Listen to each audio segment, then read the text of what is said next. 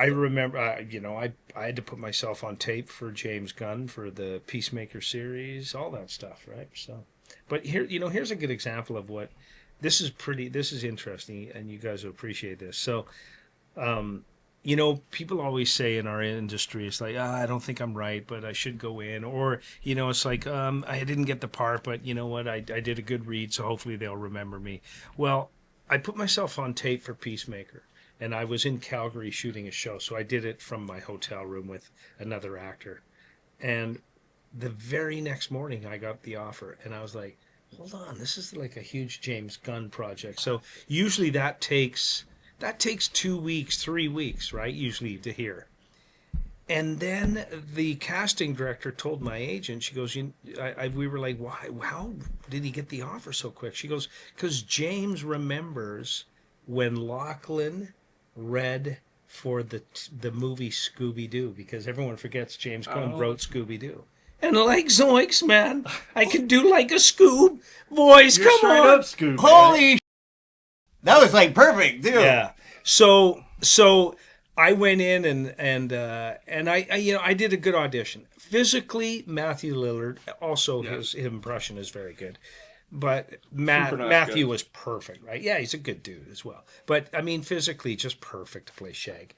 So, but James Gunn remembered that I was one of the choices for Shaggy, and so when he read me for Peacemaker, that's how I ended up in the show. Because I could see you being Shaggy on this. Lice oinks, man.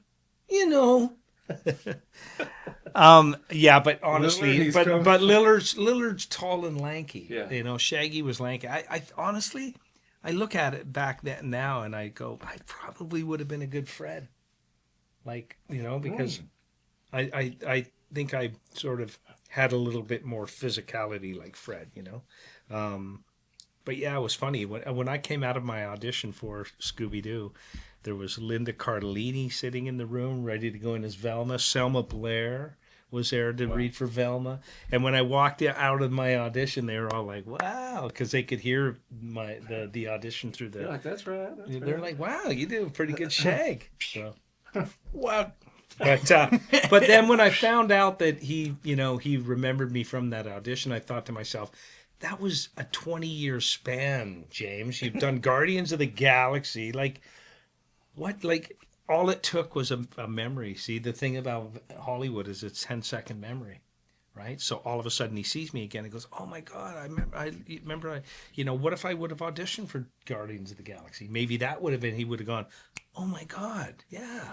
Yeah, it's weird how Crazy. it just pops up in someone's head and stuff.